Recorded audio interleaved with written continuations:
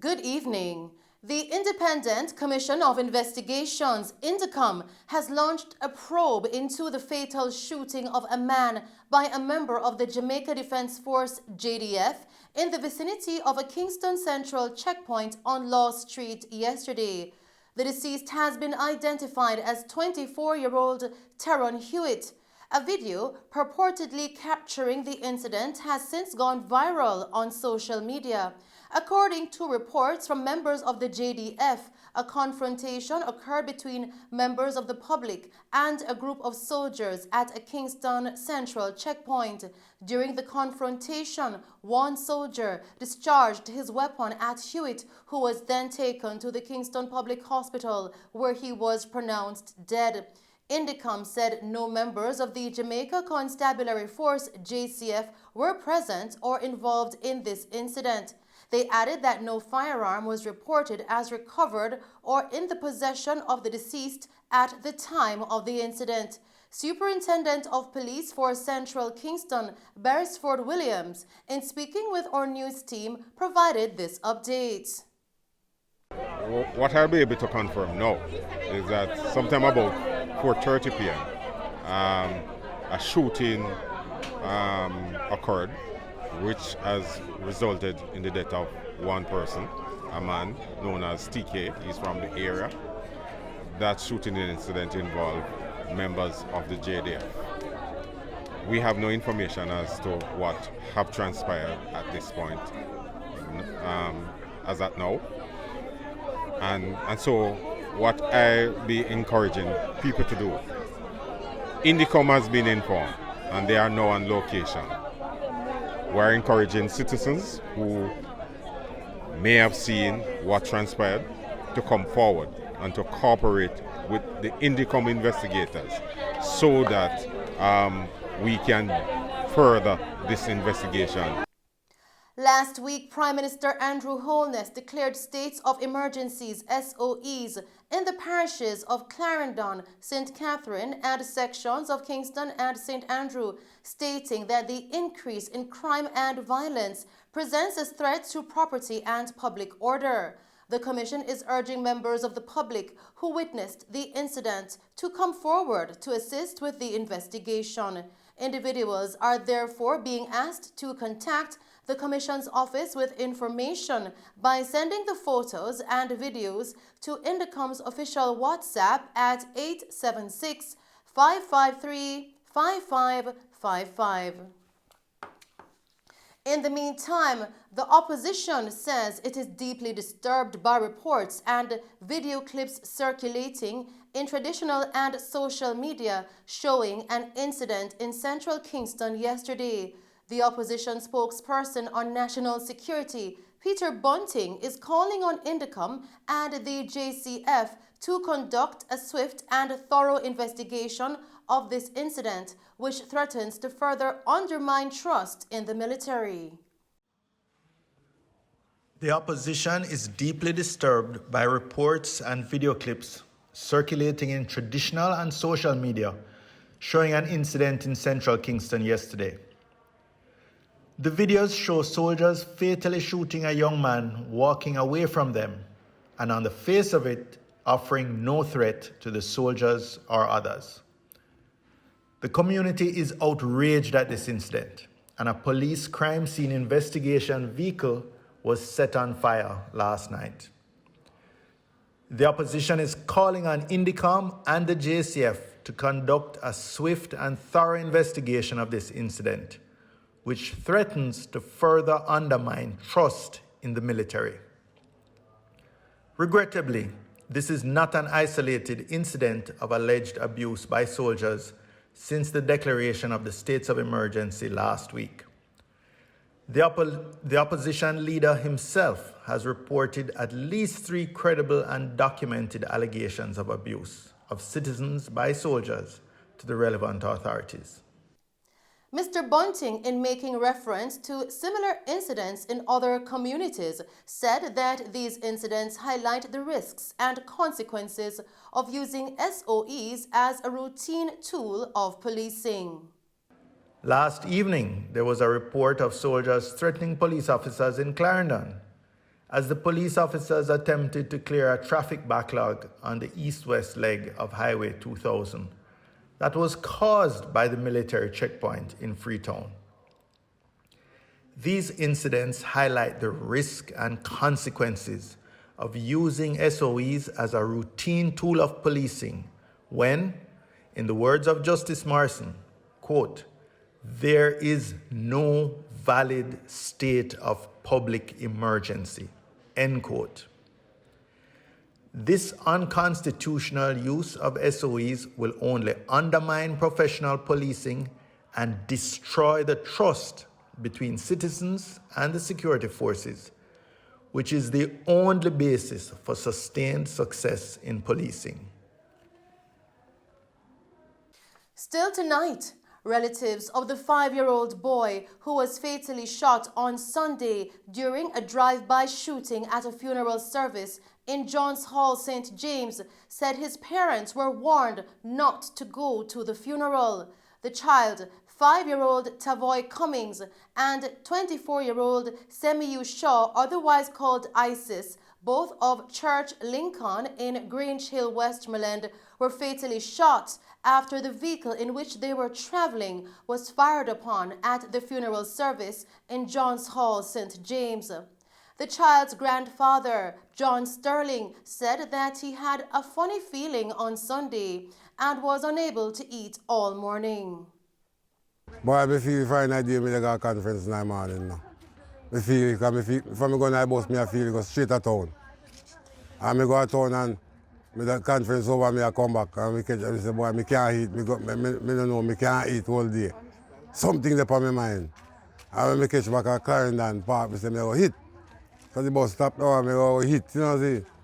And then they call me and tell me, say, if you call on a yard, and I call on a yard, I hear say, I call my daughter and I hear say, my grandson dead. I say, somebody shoot him on a Lincoln. And they say, no, a Moby and dead. I say, why not do a Moby? I say, the mother carry me to the funeral and they shoot up the car with them there and they're dead. And his father get shot and one next day dead in night. Can't believe. Trust me, man, I know me not feel good. I know me can't eat no food. Anything I say, you can go to a shop, you know what I'm saying? And come back. A little bit more from now, only a couple more years from now, they follow me up on my farm. And they follow me up on my farm. I have one grandson me have in a yard. So when they follow me go a bush, go to pick them and everything. You know what I'm saying? How your daughter taking it? Boy, I know say he kind of feel no way in high first, but it take time to affect him. It take time to affect him. He explained that the funeral was held for a man from Montego Bay, but who was fatally stabbed in Grange Hill, adding that both parents received text messages that they should not attend the funeral service, which was going to be shot up. Boy, you would have been a sad man, because you would have been a bad man. Little boy, one nice little boy, no man. Nice little boy, me I tell you, my youth. Anything at all you want, you run up and down and give you most trouble. Yeah, man. Me know why he dead, me know why him, but me know why he dead, you know. Because his mother shouldn't carry him go at that place, you know. His mother shouldn't carry him, not his mother shouldn't go. Because they get warning and tell him, say, no, go there. Because they go dead. So them get warning? Of course. They get warned by all text, my people from they text them to come up there.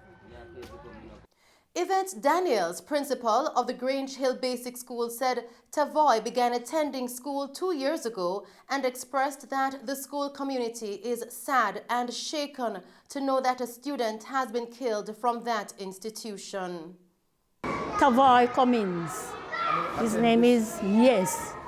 He started his school 2020 in the 3-year-old class, and then when the corona came, he was to come into class 2, but we were online and until afterward. And then now he is now in class 1. What type of child he was? Well, he is full of energy. He's full of energy. You couldn't get him to sit one place for too long. He's just full of energy. How was the school taking this at this moment? Well, I can tell you that all of us, we are feeling sad. We are feeling shaken to know that one of our students has gone. And it is the first in all these years. I am feeling sad to know that we have a march in Westmoreland and all over. And as I told you that we were not aware of the march, but we always pray for coverage because this school is a Christian school. We have our devotions every morning. Mondays we have assembly, all the classes together. Fridays we have assembly, all the classes together. And we always pray and ask for God's guidance and protection. Tavoy's aunt, Shantana Suban, told Mello TV News that her nephew was the spark of the gem within the home and within the lives of the entire family, especially his father. He's a nice, jovial little boy, never a dull moment. If I tell him to sing, he sing. If I tell him to dance, he dance. Any little thing at all. His grandmother live in a house there, son, her foot cut off. Anything she want, water, anything a shop, I can send him, sensible. May I tell you, yesterday when we go to a funeral, you know, I went in a different vehicle. So he must say, Auntie Tina, you know, say, I'm here part today, but because he go big, may I say to him, say, I'm here come, and I'm here come, par with who and them come. And at that time, last word, I said to him, nice, little boy, So may I you tell was at you. the funeral? Yes, I was at the funeral. I don't know what happened though, because we went in different vehicles and we did separate places. So is when I call his mother now and me ask her, say, where no reach? And at the time, I know say baby get shot, because she tell me say, my baby get shot, Tina, and at the time they go down to the hospital, because all along we did it, we never know say the baby get shot. I cry till my blows wet. When we go over the hospital and I say we are come home and he not come home with me, weak out. God no. His father and the young man that died are close friends, so that's why his father bring him, because his father not leave him. Anywhere at all his father go, his father carry him. He get everything off of his father whole life, the little boy. He just come like say, then take his life on him by doing little son that. Me I tell him, he say all the time he get it, his father get 2 shots, you know. And when his father get the 2 shots, he drive go to hospital like say nothing not do him, because I just see his son. Also, the father drive to the hospital? Yes, his father did a drive. But his father get 2 shots, and when his father realize say him get 1 shot, his father drive like say him never get no shot at all, just to save his little son life. But we end up losing him. Continuing with the news tonight, detectives in Westmoreland charged 56-year-old Fitzroy Frey of Old Road in Moreland Hill, Westmoreland, with the fatal stabbing of a man in his community on Saturday. Reports coming in to our news center are that Frey and 36-year-old Kish Evans had a dispute during which Frey used a knife to stab the deceased several times. The police were summoned and Evans was taken to the hospital where he was pronounced dead. Frey left the area on foot. However, he was subsequently located and arrested by officers who conducted an operation at his home. A knife with bloodstains was also taken from him. He was yesterday charged with murder and is awaiting his court date.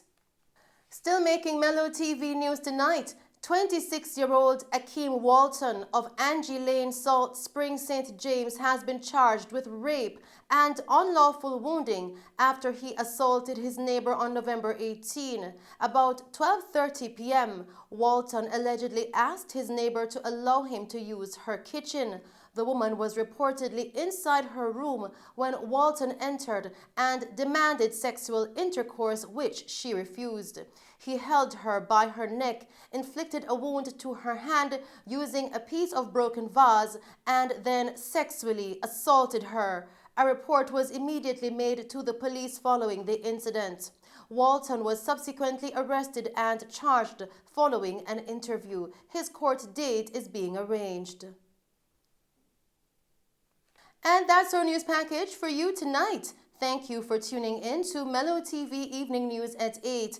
I am Shelley Hill. Do stay safe, pleasant viewing, and thanks for watching.